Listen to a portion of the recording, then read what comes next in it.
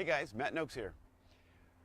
I'm coming on today because I feel like we have a national crisis, an online hitters national crisis. And what do you mean by that? There are so many buzzwords and half-truths and myths out there that I feel like they have to be addressed. Now, first we go online, you search online, there's 170 million views. Okay, what are you going to do with all that?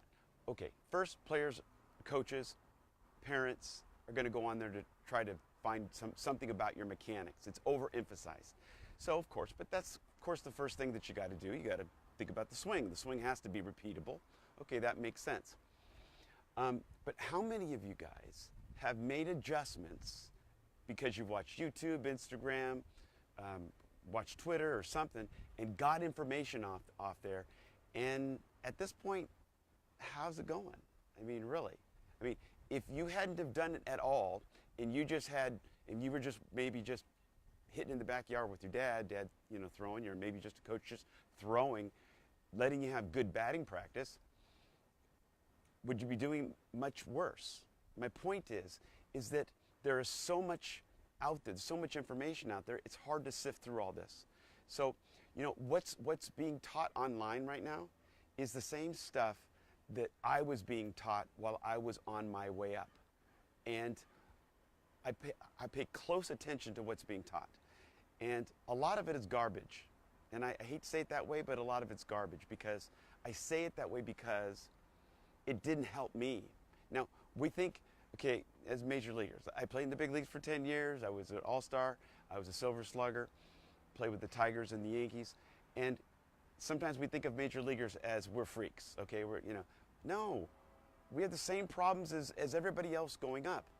And the same information that you're struggling with right now is the same garbage that I got that didn't work. It just doesn't work. And so I went through, it takes a long time, high school, college, and even pro ball. The stuff that you learn is recycled stuff that that you're getting from coaches who were taught the same thing, and this is this recycled stuff that doesn't work because they don't have the inside scoop. They don't have the major league plan. It's the same as when you're 8 years old. The plan is the same as when you're 8 years old or 28 years old. It doesn't matter. Same with the swing. There's not a major league swing and an 8-year-old swing and a high school swing and a college swing. Listen, there is a professional swing, and it should be given to 8-year-olds from the very beginning. And that goes along with the plan. The plan involves all of that. But there's a crisis for amateur hitters thinking they're being helped.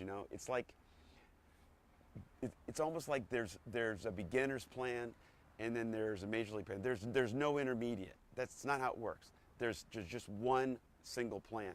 So I want to talk about the myths.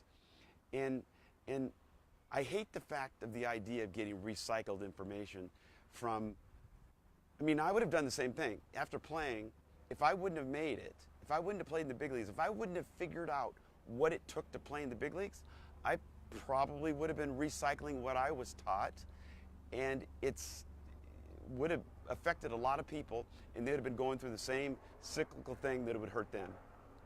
So, what is typically taught in high school and college just is not going to help you.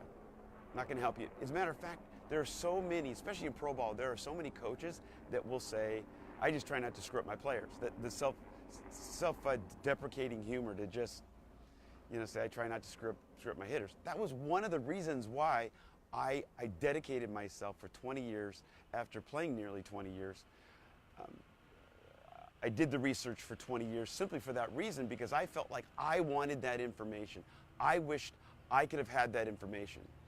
And so words cannot express what happened to me, the transformation that happened to me when Frank Robinson gave me the plan. God rest his soul.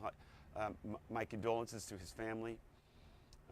He was an amazing man, and he changed the course of my career. As a matter of fact, about 12 years into my career, he was the GM of the Orioles, and I went in there and I said, Frank, I never thanked you.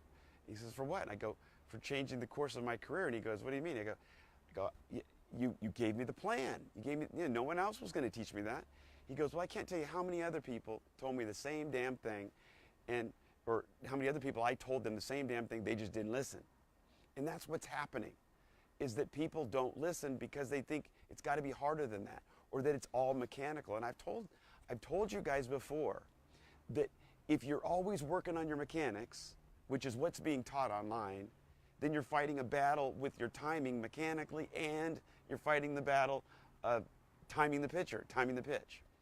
So, one time I remember sitting with a hitting coordinator. I was in the big leagues, and often in spring training, the major league team comes down and plays with the AAA team for a simulated game just to get at bats. Players need a lot of at bats. So I'm sitting down, and the hitting coordinator of the whole minor leagues comes up, and he has a whole bunch of players kind of following him. I guess they were having a conversation or something, but a whole bunch of guys sat down, and it was clear to me that he wanted to share with me what his plan was, or what his philosophy was. And so, hey, for me, I always love to hear something. I want to learn something from everybody. And so I was curious, what he was going to say. And he went on to point out, what the pitcher can do to you. And basically, he just pointed out up and in, low and away, middle away, middle up, middle. I mean, just basically, he talked about the 9 quadrants.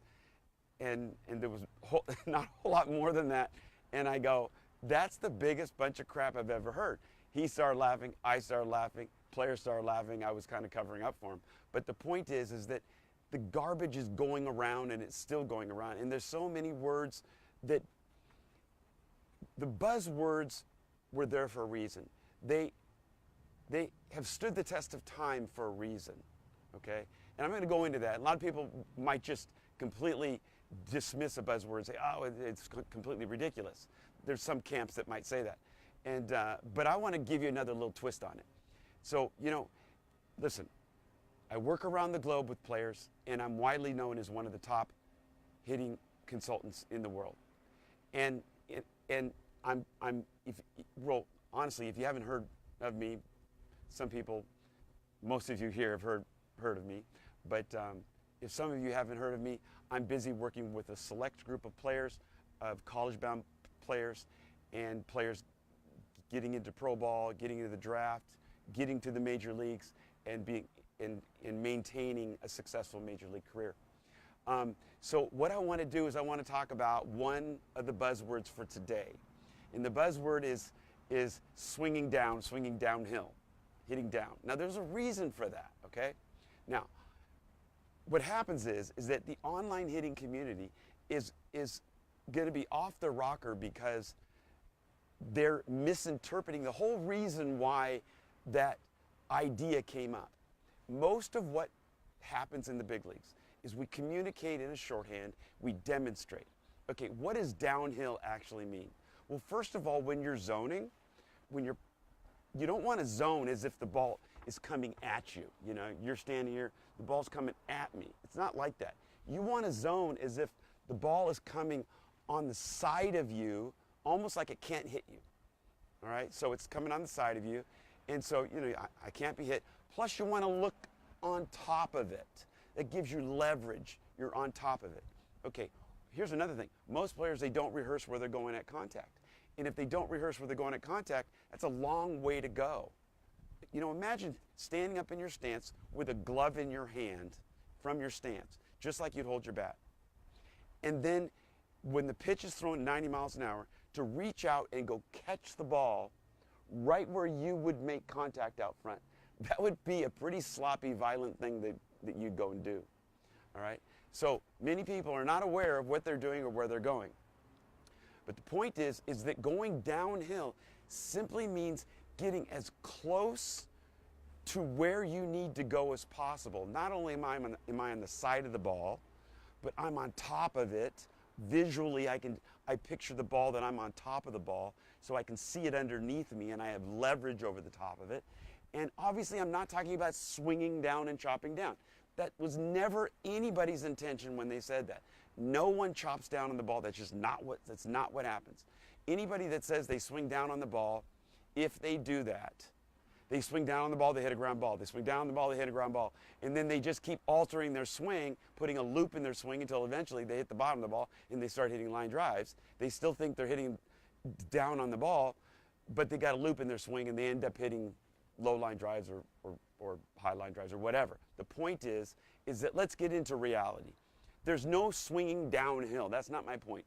What my point is that the buzzword of hitting downhill simply is talking about getting leverage and getting over the top of the situation, getting as close to the ball as you can. Here's another thing that goes with getting swinging downhill, A to B. Everyone talks about A to B, that's ridiculous, you don't swing in a straight line. Look, it's a metaphor on top of the ball. Downhill, metaphor. It's an analogy. A to B. Analogy. What does A to B mean? It means taking the shortest route to the ball. So of course your barrel's up, it's behind you as you're going. If I'm close to it, if I begin in my launch position, I'm doing as little as possible. I get a little momentum going, and I'm as close to the ball as possible. Sure, my bat's going to drop in the zone on time. Everyone says get your bat in the zone early. That's completely ridiculous, and I'll cover that on another day, but I just want to cover this one myth. But your bat gets into the zone on time, and it's in the zone plenty as long as it can possibly. If you're on time, if you get your bat in the zone on time, it's actually in the zone the longest. So if you actually try to get your bat in the zone, it's going to be out of the zone much sooner. Okay, but like I said, I'm not going to go into that any more than I just said.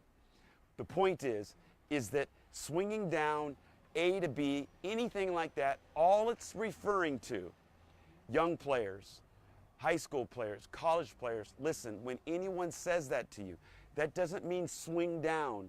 A lot of times you're leaning back when you're hitting, and swinging down ends up being like this. I mean, that's ridiculous. And if you're being told that, you need to learn how to have a filter.